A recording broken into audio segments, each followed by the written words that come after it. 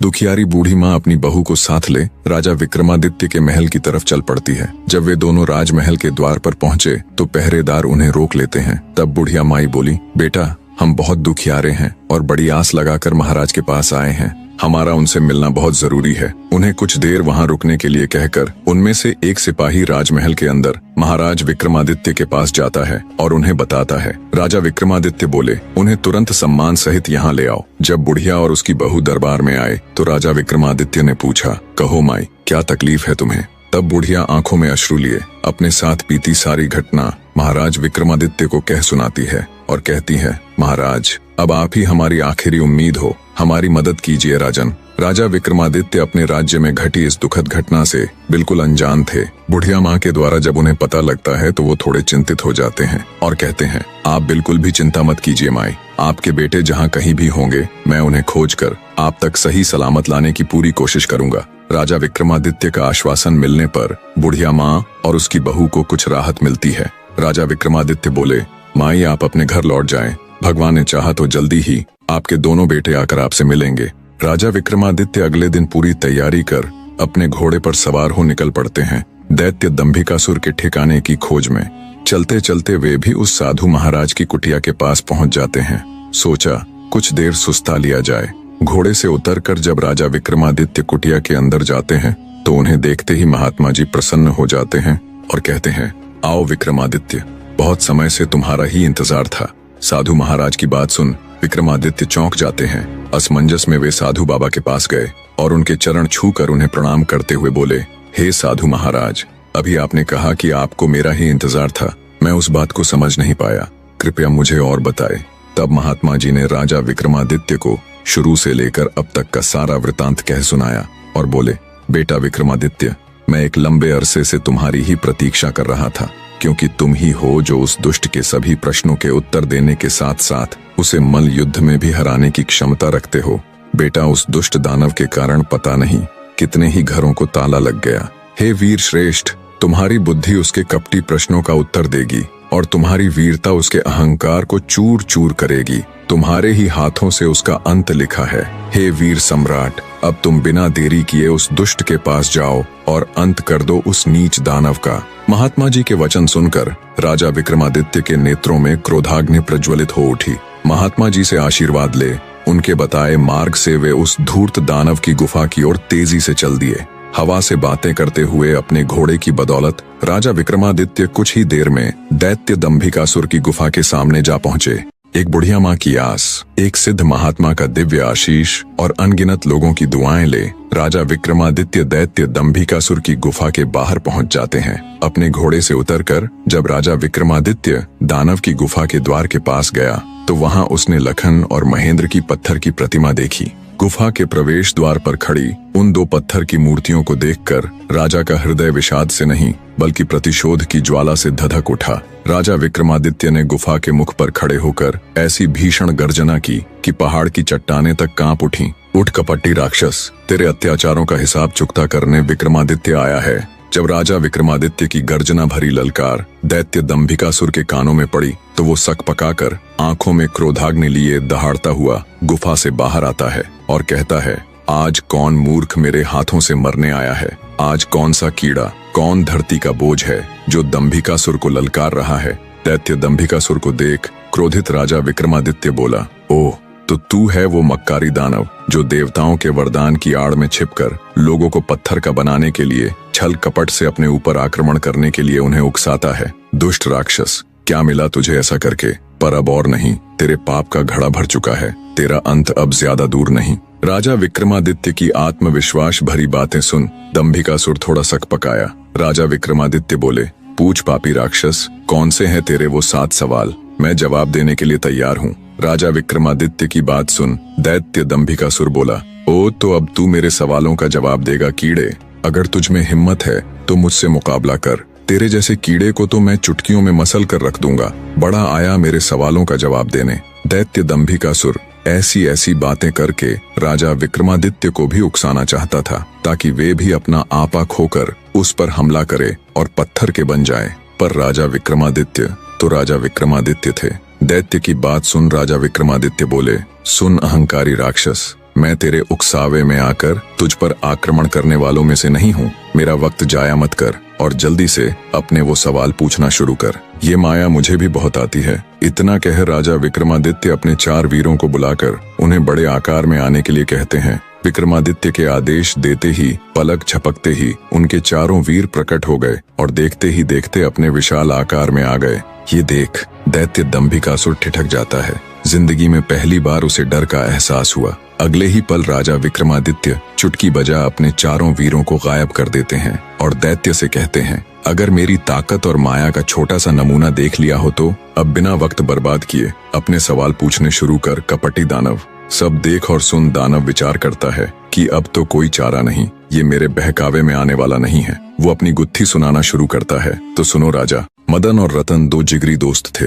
एक बार व्यापार के सिलसिले में दोनों प्रदेश गए हुए थे। अच्छा खासा लाभ लेकर जब दोनों मित्र वापस घर लौट रहे थे तो रास्ते में उन्हें एक अति सुंदर स्त्री दिखाई दी, जिसको देखते ही दोनों उस पर मुग्ध हो गए। उससे पूछा, तुम कौन हो सुंदरी, और यहाँ जंगल ब्याबान में अकेली क्या कर रही हो? तब उस स्त्री ने बताया कि वह अपने घर से अपने पति के साथ अपनी ससुराल लौट रही थी। तब रास्ते में कुछ डाकुओं ने उन्हें लूटकर उसके पति की हत्या कर दी और सारा धन लेकर फरार हो गए। बस तभी से वो इस जंगल में भटक रही है। तब मदन बोला, हे देवी, तुम चिंता मत करो, हम तुम्हें सही सलामत तुम्हारे घर छोड़ देंगे। मदन की बात सुन स्त्री रुदन करती हुई बोली, नहीं, मैं अब ना तो अपने घर जाऊंगी और ना ही अपनी ससुराल, क्योंकि सब मुझे ही अभागन और कुल्टा समझेंगे। इससे अच्छा तो मैं यही अपने प्राण त्याग दूंगी। स्त्री की बात सुन मदन और रतन उसे आपसी सहमति से अपने साथ लेकर चल पड़े। रास्ते में उन दोनों ने विचार किया कि अब इस स्त्री का क्या किया जाए। क्या फिर से इसका विवाह कर दे या फिर हम दोनों में से ही कोई एक इसके साथ विवाह कर ले।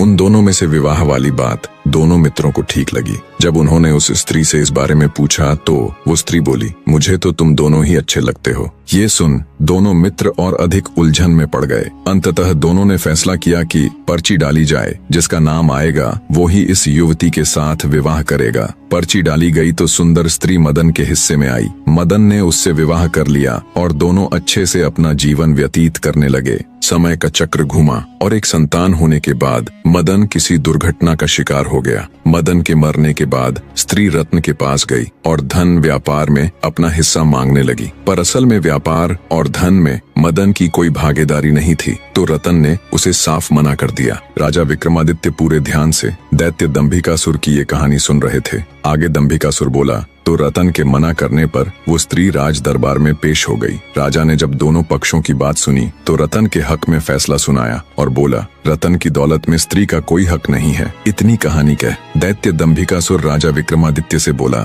बता क्या उस राजा का फैसला सही था? दैत्य की बात सुन राजा विक्रमादित्य हल्के से मुस्कुराते हुए बोले, नहीं, अगर मैं उस राजा की जगह होता तो मैं निर्णय लेता कि उस स्त्री को रतन की दौलत में से हक मिलना चाहिए। दैत्य बोला, ऐसा क्यों? राजा विक्रमादित्य बोले, भले ही मदन के भाग में वो स्त्री पर्ची पर उसका नाम आने से आई थी, पर एक प्रकार से वह संपत्ति तो दोनों की ही बराबर थी, इसलिए उस स्त्री को बिल्कुल उत्तराधिकार है रत्न की संपत्ति में हिस्सा मांगने का। राजा विक्रमादित्य की बात सुन दैत्य पूरी तरह उनके जवाब से संतुष्ट होता हुआ बोला, तुमने बिल्कुल ठीक कहा, तुम्हारा फैसला वाकई में उचित होता। आगे दैत्य दंभिकासुर बोला, पर ज्यादा खुश होने की जरूरत नहीं, अभी मेरे 6 सवाल और बाकी हैं। राजा विक्रमादित्य बोले, पूछो दुष्ट राक्षस, मैं तुम्हारे सवालों का जवाब देने ही यहाँ आया हूँ। दैत्य दंभिकासुर थोड़ा हिचकिचाकर बोला, तो सुनो राजा, सिंधुपुर राज्य पर समरवीर नाम का एक बड़ा दयालु और प्रतापी राजा राज करता था। वो अपनी प्रजा की हर यथासंभव मदद किया करता था। एक दिन उसके दरबार में एक बनिया अपने 3 अंधे पुत्रों के साथ आया। सबने राजा को प्रणाम किया।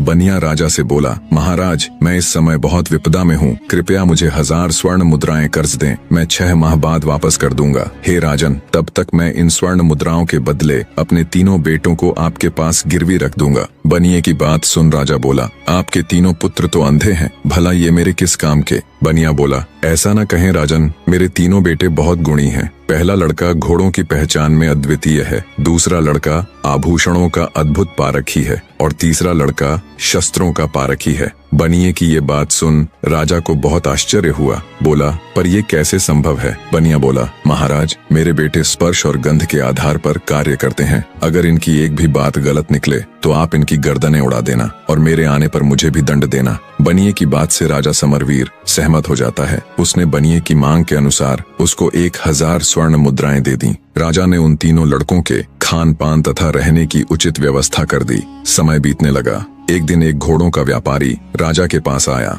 उसने एक बड़ा सुंदर घोड़ा राजा को दिखाया। घोड़े की सुंदरता और उसकी कद काठी देखकर राजा का मन ललचा गया। वे उसे खरीदने को तैयार हो गए। घोड़े का व्यापारी बोला, महाराज, एकदम काबुली घोड़ा है, बड़ी मेहनत से आपके पास लाया हूँ, इसलिए इसके दाम थोड़े ऊंचे हैं अन्नदाता। घोड़े पर आसक्त राजा ऊंचे दामों पर भी उसे खरीदने के लिए तैयार हो गया। पर फिर अचानक राजा को बनिए के अंधे लड़के का स्मरण आया। बनिया कह रहा था, उसके लड़के को घोड़ों की अद्वितीय पहचान है, क्यों ना उसे भी परख लिया जाए। राजा ने तुरंत हुक्म दिया, जाओ बनिए के बड़े पुत्र को बुला कर लाओ। तुरंत उसको पेश किया गया। राजा बोला, इस घोड़े को देखकर बताओ ये कैसा है। जो आज्ञा महाराज कह। बनिए का पुत्र टटोलकर घोड़े के पास गया और टटोलते हुए घोड़े को परखने लगा। एक अंधे को घोड़ा परखते देखकर सौदागर के साथ साथ वहाँ मौजूद हर कोई मंद मंद मुस्कुरा रहा था। भला अंधा घोड़े की क्या पहचान कर सकता है? लड़का घोड़े को सूंघने लगा तो सौदागर बोला, बस करो भाई, कहीं घोड़ा भी सूंघकर परखा जाता है भला। पर बनिए का लड़का अपने काम में लगा रहा। वो घोड़े पर हाथ फेर फेर कर उसको जगह जगह पर सूंघता रहा। फिर कुछ देर बाद अलग हटकर खड़ा हो गया। तो कैसा है ये घोड़ा? राजा ने जब पूछा तो वो बोला,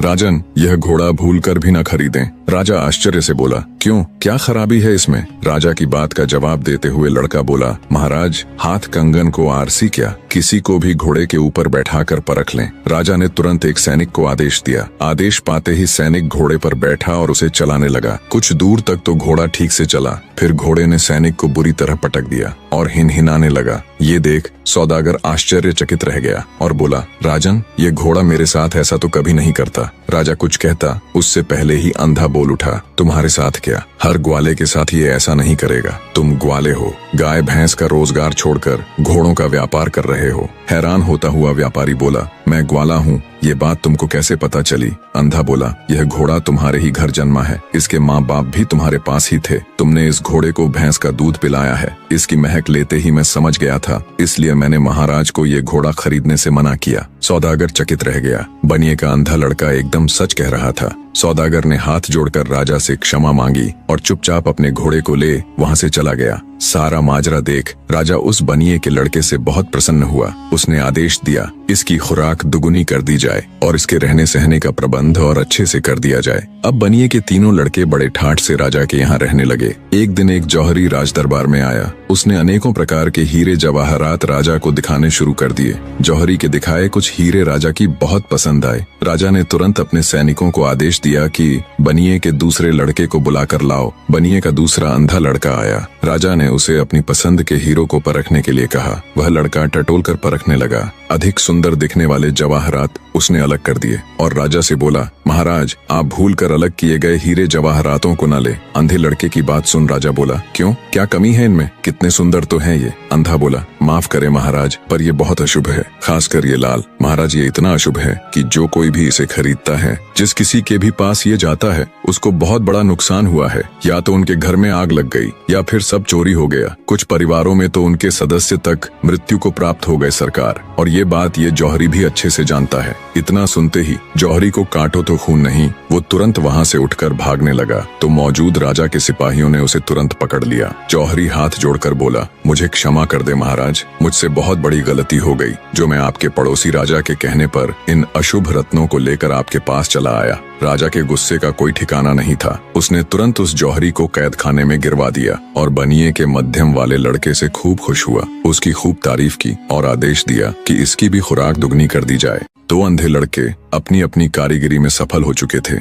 सबसे बड़े वाले ने अंधा होते हुए भी घोड़े को सूंघकर राजा को एक खराब घोड़ा लेने से बचाया, तो मध्यम वाले ने हीरों को टटोलकर उसे शापित हीरे लेने से बचाया। इसी प्रकार एक दिन राज दरबार में शस्त्र विक्रेता आया और बनिए का तीसरा यानी सबसे छोटा लड़का भी परीक्षा में सफल रहा। उसने भी सिर्फ काम आने वाले बेहतरीन हथियारों को ही राजा के लिए चुना। राजा छोटे वाले से भी बहुत खुश हुआ। उसने हमेशा की तरह आदेश दिया कि इसकी खुराक भी दुगुनी कर दो। कुछ समय बाद एक दिन तीनों अंधे लड़कों का पिता बनिया वापस आ गया। उसने राजा से लिया हुआ सारा आरण वापस कर दिया और अपने तीनों लड़कों को लेकर वापस जाने लगा। तब राजा बनिए से बोला, तुम इन तीनों लड़कों के बाप हो, तुम्हारा क्या गुण है? राजा की बात सुन बनिया बोला, मैं आदमी की पहचान कर सकता हूँ। उसकी बात सुन राजा बोला, ओह अच्छा, तो फिर बताओ हमारी पहचान क्या है? ये सुन बनिया एक बार तो झिझका, फिर राजा की आंखों में आंखें डालते हुए बोला, आप नानाबाई की औलाद हैं। कहानी को बीच में रोककर आपको बता दूं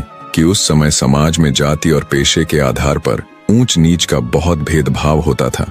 बनिए ने राजा के पूर्वजों को नानबाई यानी एक रोटी या ब्रेड बनाने वाले के वंशज कहकर यह जताने की कोशिश की कि राजा किसी राजवंश से नहीं बल्कि एक साधारण पृष्ठभूमि से आया है। फिर से कहानी में चलते हैं। आगे बनिया बोला, जब भी मेरे लड़कों ने अपनी अद्वितीय पहचान दिखाते हुए कोई अद्भुत कार्य किया तो आपने उन्हें कोई पुरस्कार न देकर हर बार उनकी खुराक यानी खाना ही बढ़ाया है। इतना सुनते ही राजा के पूरे तन बदन में आग लग गई। क्रोध में अंधे राजा ने हुक्म देकर न सिर्फ बनिए को बल्कि उसके तीनों पुत्रों को भी मौत के घाट उतरवा दिया। इतनी कहानी कह दैत्य दंभिकासुर राजा विक्रमादित्य से बोला, बताओ बनिए को उसके लड़कों समेत मारने वाला राजा पाप का भागी बना या नहीं?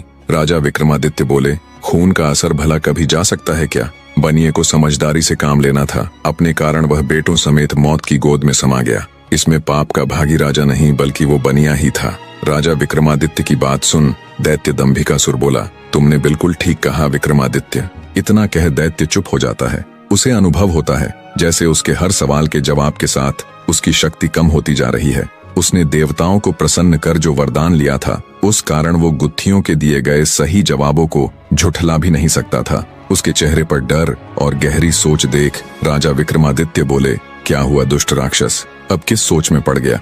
इतना अगर तू पाप करने से पहले सोच लेता तो आज इस दिन की नौबत ही नहीं आती। अपना अगला सवाल पूछ पापी दानव। राजा विक्रमादित्य की बात सुन दैत्य दंभिकासुर बोला, भूलो मत विक्रमादित्य, अभी मेरे 5 सवाल और बाकी है। तुमने अगर एक भी सवाल का सही जवाब नहीं दिया तो तुम तुरंत पत्थर के बन जाओगे। इतना कह दैत्य अपनी अगली गुत्थी कहना आरंभ करता है। तो सुनो राजा। एक इच्छाधारी नाग नागिन जंगल में मनुष्य रूप में प्रेम लाभ कर रहे थे। दोनों अपनी काम क्रीड़ा में मशगूल थे। तभी एक मृग का पीछा करते हुए एक राजा उधर आ निकला। जैसे ही उसने शिकार करने के लिए मृग का निशाना साध उस पर तीर छोड़ा तो मृग भाग निकला और राजा के द्वारा छोड़ा हुआ वो तीर सीधा मनुष्य रूपी उस नाग की छाती में जा लगा। जैसे ही वो तीर नाग को लगा, सहम कर नाग नागिन ने तीर की दिशा में देखा तो घोड़े पर बैठा हुआ राजा उन्हें दिखाई दिया जिसके हाथ में तीर कमान था। सारा माजरा समझते उन्हें देर न लगी। उधर राजा भी अपने घोड़े पर बैठा ये सब देख रहा था कि उसका तीर मृग को न लगकर एक मनुष्य के सीने में जा लगा। राजा एकदम सन्न सा बैठा रह गया। सोचा, इस घनघोर जंगल में ये आदमी और औरत कहाँ से आ गए? तीर लगने के कुछ देर बाद ही वो इच्छाधारी नाग अपनी नागिन की गोद में दम तोड़ देता है। ये देखते ही नाग के वियोग में नागिन के मुख से दर्द भरी जोरदार चीख निकली। पूरा जंगल उसकी चीख से थर्रा उठा। रोती बिलखती नारी को देख असमंजस और अपराध बोध से घिरा राजा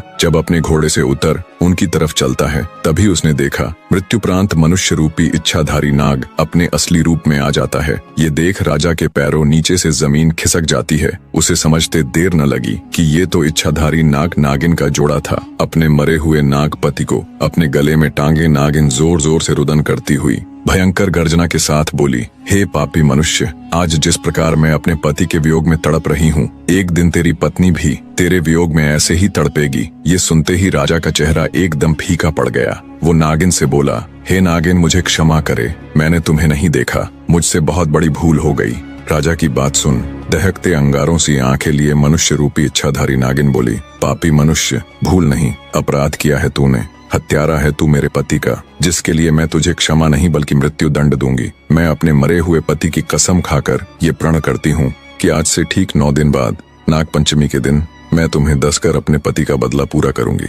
नागिन की बात सुनकर तो जैसे राजा का हृदय फट गया। बेचारा बेबस राजा अत्यंत भरे हृदय से राजमहल की तरफ चल पड़ता है। जब राजा राजमहल गया और रानी ने उसका उतरा हुआ चेहरा देखा तो वो भी उसे देख चिंतित हो उठी। रानी बोली, क्या हुआ महाराज? आप जब से शिकार से वापस आए हैं तब से आपका चेहरा बिल्कुल उतरा हुआ है। ऐसा क्या हुआ महाराज, मुझे बताए। तब राजा रानी के सामने जंगल में हुई पूरी घटना कह सुनाता है। सारी बात सुन रानी भी सन्न रह गई। रानी एक पतिव्रता स्त्री थी। वो बोली, महाराज आप चिंता मत कीजिए, आपको डसने से पहले उस नागिन को मुझे मारना होगा। मेरे रहते मैं आपके ऊपर कोई भी आंच नहीं आने दूंगी। अगले दिन राजा और रानी ने बहुत साधु महात्माओं और विद्वानों से अपनी इस समस्या को साझा किया, पर कहीं से भी उन्हें संतोषजनक हल नहीं मिला। किसी ने कुछ उत्तर दिया तो किसी ने कुछ करने को कहा। इन्हीं सब में 8 दिन गुजर जाते हैं। आज वो 9वां यानी नाग पंचमी का दिन था, जिस दिन वो नागिन राजा को डसने के लिए आने वाली थी। आज इच्छाधारी नागिन के बदले का दिन था। आज वो नागिन राजा को डसकर अपने पति की हत्या का बदला लेने वाली थी।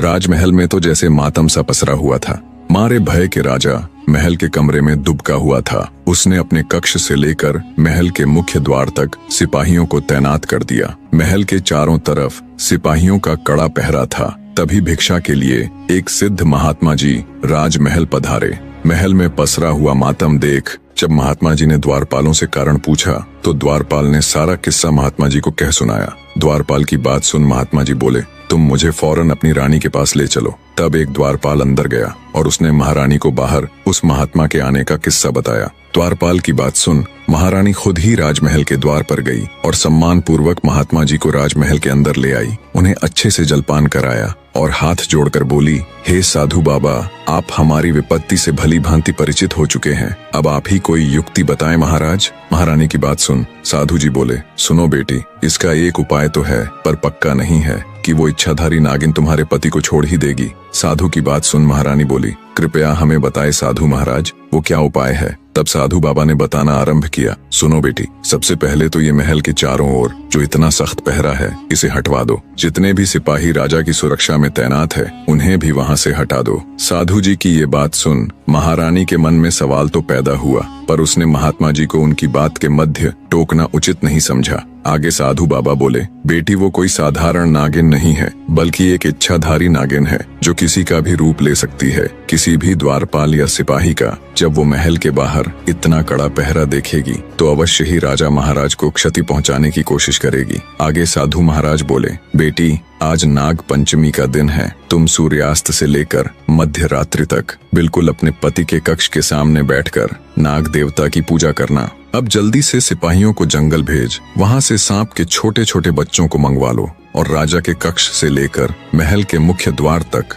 थोड़ी थोड़ी दूरी पर छोटे बच्चों को बैठा देना, जो जंगल से लाए गए सांप के छोटे बच्चों को दूध पिलाएंगे। और अंतिम और सबसे जरूरी कार्य, महल के मुख्य द्वार से राजा के कक्ष तक सुगंधित फूल बिछवा दो। इतनी युक्ति बता। साधु बाबा बोले, बेटी बस एक यही रास्ता है जिससे उस इच्छाधारी नागिन का हृदय पिघल सकता है। कहते हैं बैरी यानी शत्रु का आदर करना चाहिए। इतनी बात बता। साधु महाराज महल से चले जाते हैं। रानी ने साधु के बताए अनुसार ही सारी व्यवस्था कर दी। राजा की सुरक्षा में तैनात सभी सैनिकों को हटा दिया। महल के चारों ओर से भी सिपाहियों का पहरा हटवा दिया। राजा कक्ष से लेकर महल के मुख्य द्वार तक ताजे सुगंधित फूल बिछवा दिए और खुद राजा के कक्ष के द्वार पर बैठकर नाग देवता की पूजा करने लगी। जब रात्रि का पहला पहर शुरू हुआ तो वो इच्छाधारी नागिन राजा से अपने पति की हत्या का बदला लेने के लिए आई। नागिन राजा को डसकर उसे मारने के लिए जब राजमहल के मुख्य द्वार से अंदर जाती है तो वो दंग रह जाती है। उसने देखा महल के मुख्य द्वार से महल के अंदर तक अत्यंत खूबसूरत और नाना प्रकार के सुगंधित फूल रास्ते में बिछाए गए हैं। फूलों के स्पर्श और उनकी महक से नागिन मंत्रमुग्ध होती हुई आगे बढ़ती है